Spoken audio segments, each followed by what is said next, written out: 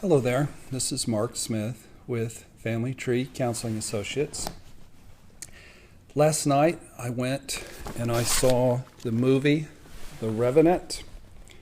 Does anybody know what that word means? I had no clue, so I Googled it.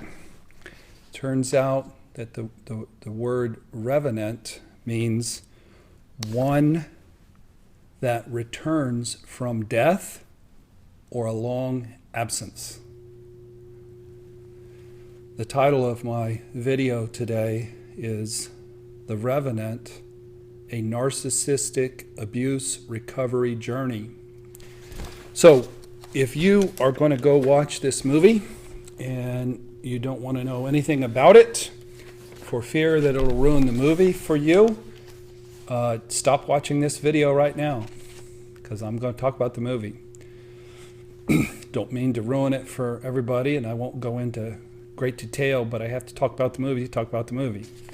The Revenant is a beautiful, jarring, powerful metaphor about the journey that we go through as people who've been traumatized by stone cold, heartless narcissist. There was an amazing portrayal of a wicked narcissist in the movie. This guy is looking at Best Supporting Actor. I hope he got nominated. I know the nominations went out a couple days ago, but he has to be nominated and he has to win. This guy did narcissism like the devil. He had fish eyes. He had snake eyes. The coldest, scariest eyes I've ever seen. So,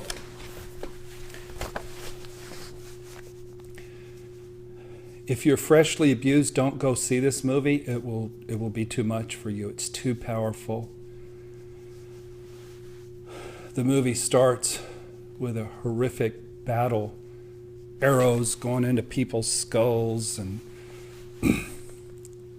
it was like, what was that Tom Hanks movie where they show up on the beaches of Normandy? I forget what it's called, but where just the brutal violence of death was depicted. So that's how the movie starts. And unfortunately, that's sort of the life of somebody who's been targeted by a narcissist. Is you feel as if you've been under attacked by a whole tribe of angry, scary, murderous Indians. No offense to Indians, that was in the movie. There was Indians, looking to get pelts and killing many people. So that's what life is like, because you're not only dealing with a narcissist, you're dealing with their tribe of flying monkeys, who really are representative of exactly who they are.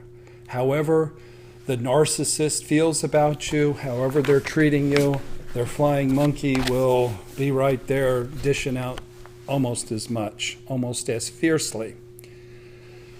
Then there was a scene with a grizzly bear attack on the main character, Glass, Leonardo DiCaprio, who's a slam dunk for an Academy Award. He's already got it won, my opinion.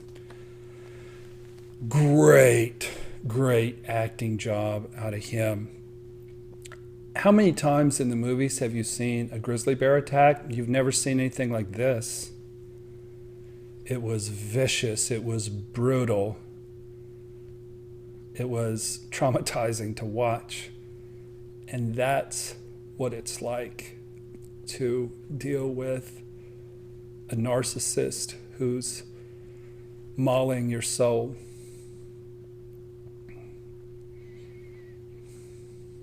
It's a true depiction of the viciousness, of the deadliness of an attack.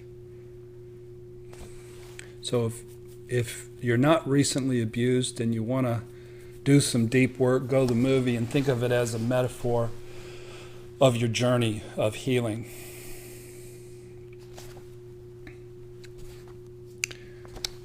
Part of the pain is the pain of betrayal. The movie begins with just a bunch of people in battle, and you don't really know who's who. In fact, the narcissist saves somebody's life. He looks like a good guy.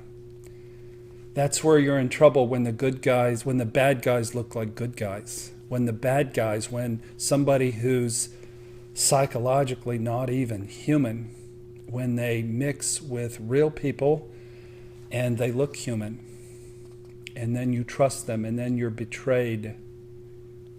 You could see this coming. This guy was very controlling. He didn't like the plan of what to do with the escape plan. The captain was in favor of following Leonardo DiCaprio's character, and this narcissist needed to be in control. So he was going to attack and fight for power. Brilliant movie. All through the movie, this man was on his journey in what looked like close to below zero weather and snow in a mountainous area. And isn't that representative of what we go through when we're freshly wounded? Every day is a trek up a mountain in a snowstorm. Every day is a brutal attack. Every day takes the courage of a hero in order to just survive it.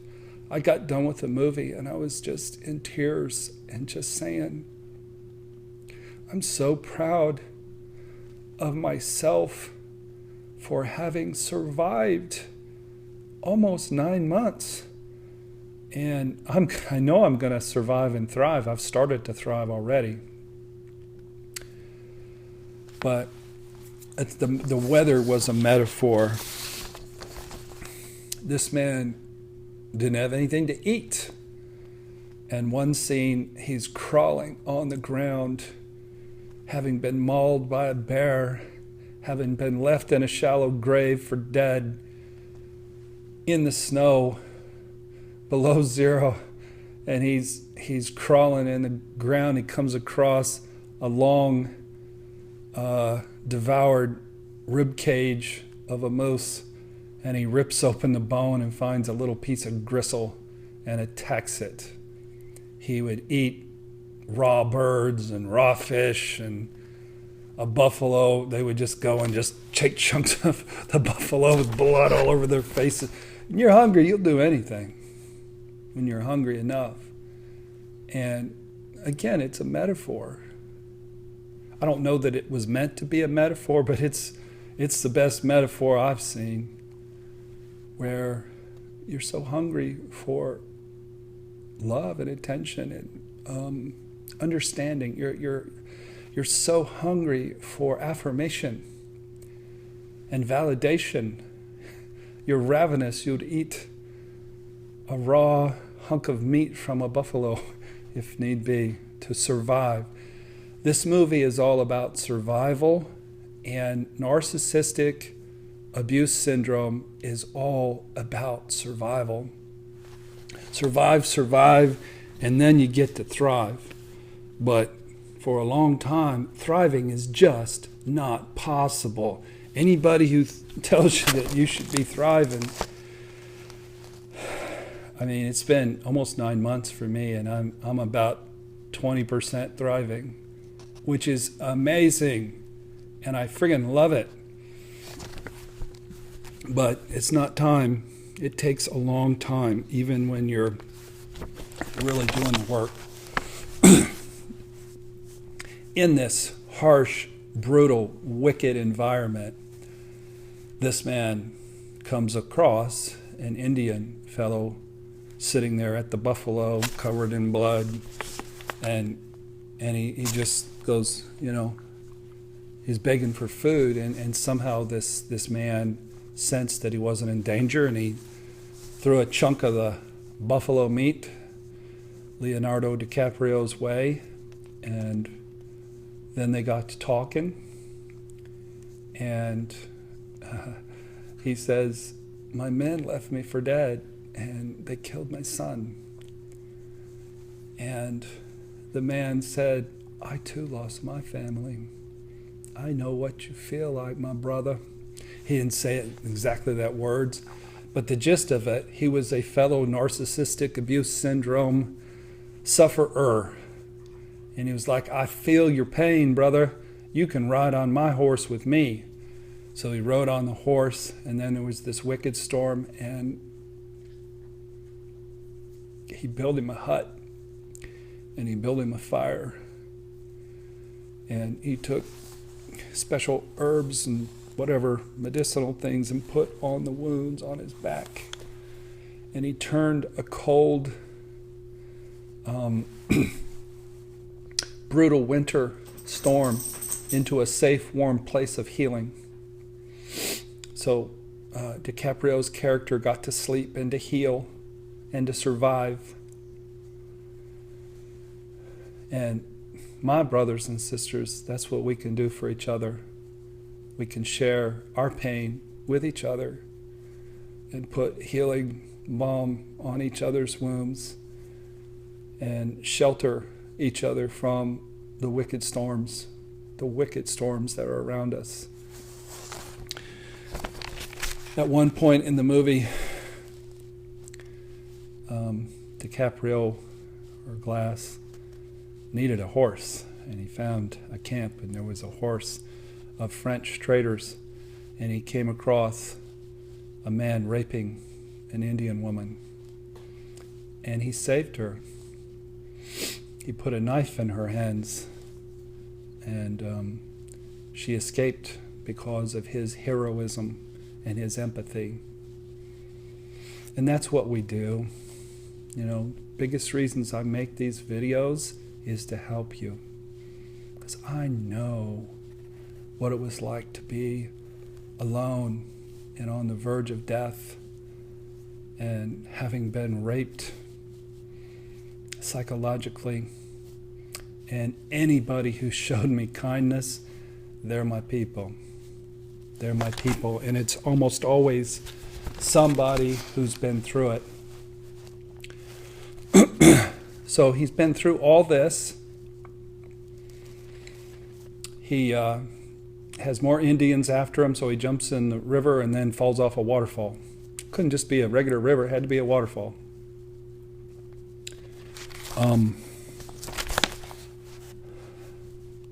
And then he was attacked again by Indians, and they were after him. And he runs his horse off a cliff, and it lands in a tree. And the horse is dead. He did get away from the Indians, but it's below zero, and he cannot go on any longer. This is going to ruin the movie for you folks. Turn the video off. He cuts open the horse and cuts out the innards of the horse, and he crawls inside a dead horse. It's going to get cold out there, people. There's people after you. You will freeze to death. You might have to crawl inside a dead horse. You might have to find a place of refuge that you would not otherwise think of. Early on in my recovery, I went every day to a spa in St. Joe, Michigan. It's called Revive. And I went there and I clung to life. I would get a massage, and I called it the steamy thing. And you get in there, and all these nutrients were put in steam, and it was just so soothing. I was in the belly of a horse. I was hiding. I was trying to stay warm. I was trying to stay alive. This is going to ruin the movie, folks. But the narcissist, the conniving, heartless, vicious narcissist, killed our hero's Glass's son. You know, stabbed him right in front of him. But he was injured. He couldn't do anything about it. And in narcissistic abuse, your inner child is going to be murdered. Your soul's going to be murdered. Your inner child's going to be murdered. And it's just horrifically terrifying and nightmarish. You guys know what I mean. In the end, the Revenant, the man back from the dead, the man gone a long time, he chose not to get revenge. He said revenge belongs to God. Sure enough, the bad guy got his comeuppance. And your bad guy, your narcissist, I guarantee you, they will get their comeuppance. They are sowing bad seed. They are sowing wicked seed. And their karma is going to blow them up someday. But we can't invest our time and energy in getting revenge. You get yourself in jail. I gotta tell you, I came across a woman who found out her husband was, just horrifically abusing her, and she beat him with her shoe. I know that's wrong. I'm not advocating going out and beating your narcissist with a shoe and getting yourself into trouble. That's what we don't do. But I liked her spunk. Actually, she's a little bit of my hero, but it's more heroic to not take action. They aren't worth 1 minute of your day. The main reason I don't try to find what's going on with my abuser and her accomplice and her flying monkeys is I'm busy just getting healthy and learning how to thrive. I don't got time for that. And I'm not going to put my career and myself into narcissistic abuse. I'm just not going to do it. So let God handle revenge. If you don't believe in God, let the universe handle revenge. Let karma handle revenge. Don't send me emails about the whole God thing. That's just what they said in the movie.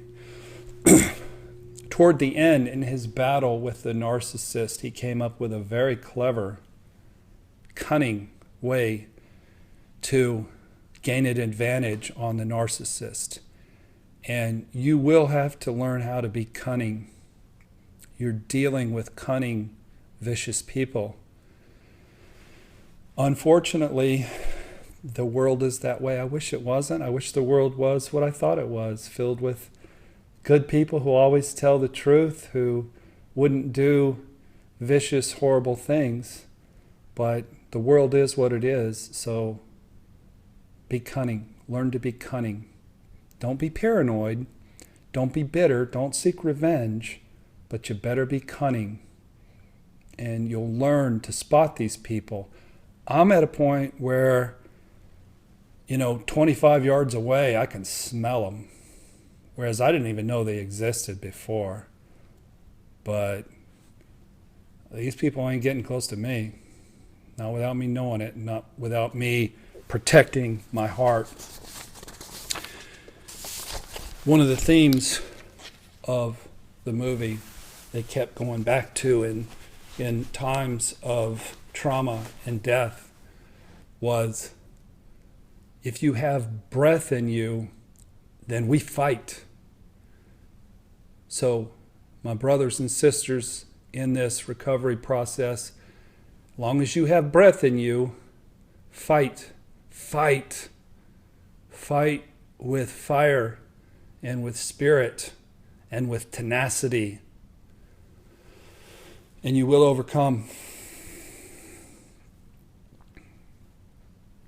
You will live to thrive, live to tell about it, live to be wise, live to be old, live to be happy, live to be filled with joy.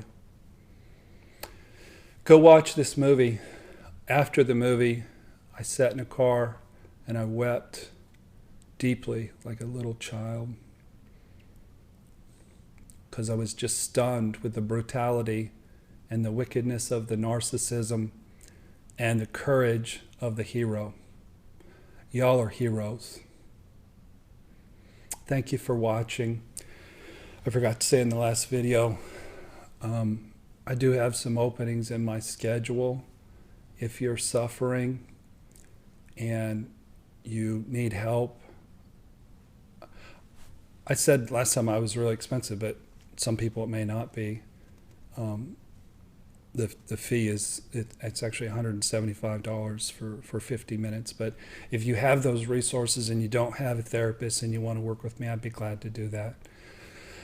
But if you don't have those resources, that's okay. Just keep watching YouTube videos and do 12-step work and get a yoga video and do yoga and run around the block and do push-ups and say prayers and do meditation. It won't cost you anything.